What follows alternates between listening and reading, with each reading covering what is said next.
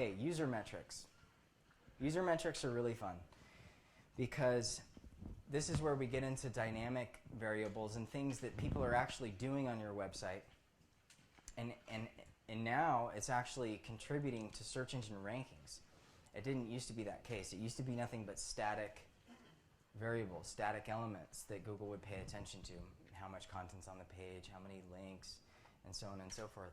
Nowadays, they're actually paying attention to what users are doing on a website. So they're incorporating things like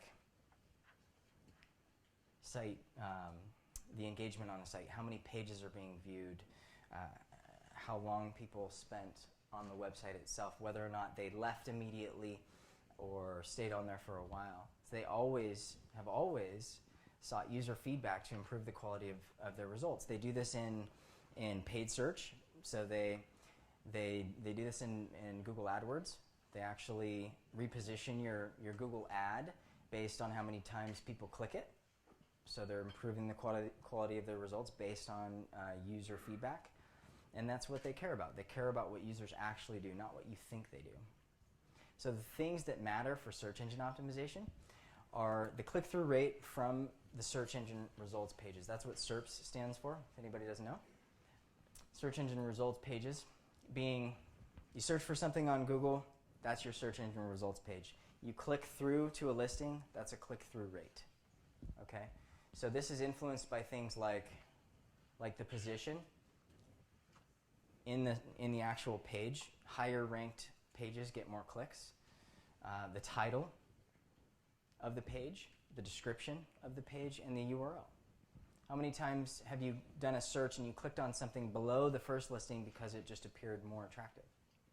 That happens, right? So click-through rate from the search results is very important. If a listing gets a click first and it's in the third position, that's a sign to Google that maybe the item in the third position is more valuable than number 1 or 2. They actually use that data. I'm going to watch this. I have a friend named Angie who says I drink too much water when I speak. So. Question? Can you hurt yourself by, you do an AdWords campaign, you do something, you buy a lot of clicks, which result in a higher bounce rate, which could hurt yourself. So how do you get out of that circle?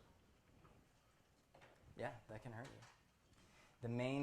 The main problem area you want to watch for, well, depends. Are you trying, is the page that you're running paid traffic to also a page you're trying to rank in search? Okay. So then yeah, I would watch that as a factor if you have a very high bounce rate. But what is the bounce rate? That would be my question. If it's below 50%, I wouldn't worry about it too much. If it's above 60%, 39% is actually average for top ranking URLs. That may seem high, but if you think about our attention spans, a lot of people just, bounce. It is something to think about though, because they're now looking at user metrics for a given page. 11 seconds. Yeah, so if I land on your site and leave within 11 seconds, that's considered a bounce. Time on site is very important. So clicking through to the site, how much time do I spend on the site? This is influenced by content length, the amount of resources that are there, media, conversion elements, things like that. So a bounce rate is exactly what we described. If this is the one negative thing on this list here, if I land on your website and don't engage and leave immediately, that's considered a bounce. Now, if I were to do a Google search and find your website and then leave immediately, that is not going to help you in search. That's for sure.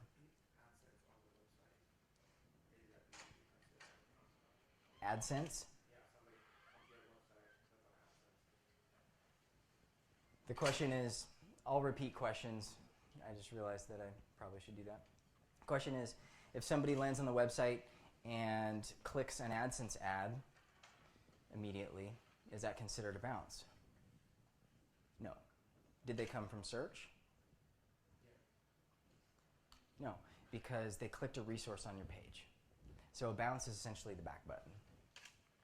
So that's more like a hop. So if you're funneling visitors to your site and they're finding resources that they want and then they don't immediately go back and research on Google, you've accomplished what's called user accomplishment, which is the main function of the search engine. So that's good.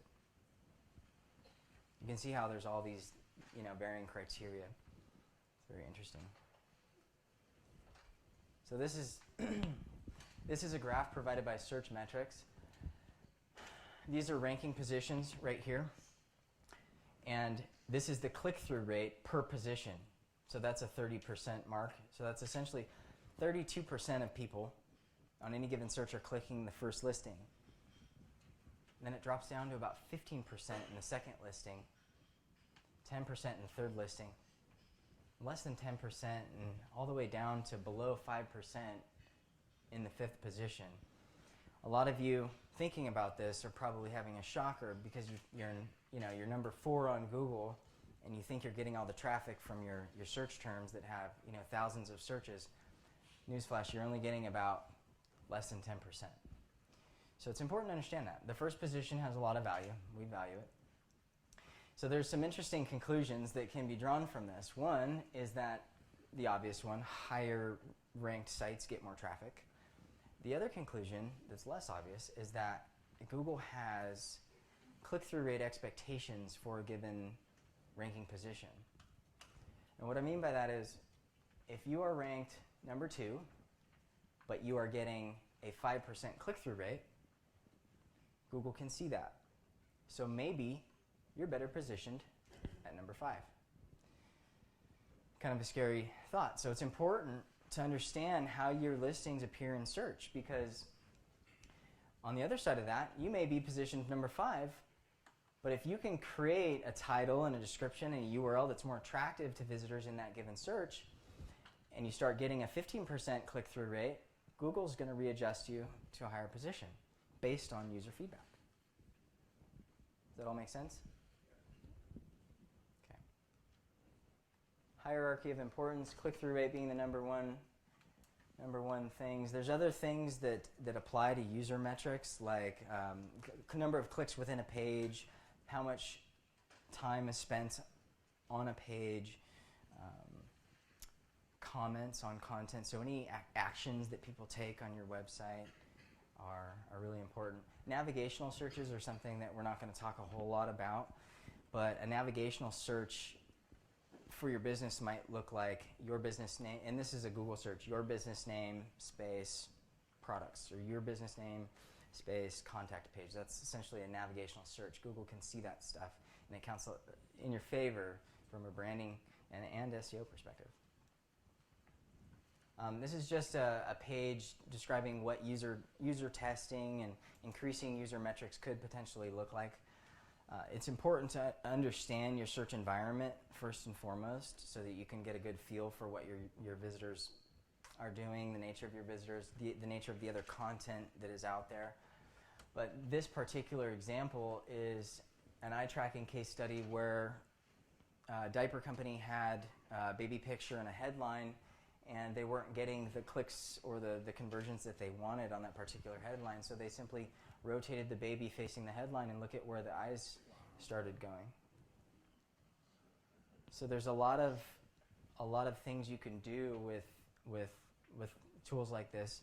Crazy Egg, right here, it's eye tracking analytics software. You can pay them probably a lot of money to do that.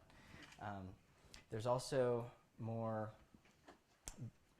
budget-friendly resources like usertesting.com. You can actually send 100 random people through your site, and they will record their experience of your website into a recording that you then get to listen to. It's pretty amazing and shocking, because what you think people experience on your website is typically totally different than what they actually experience. So that's kind of fun. You're like, it's right there. It's not right there. So always track, understand what's going on your website.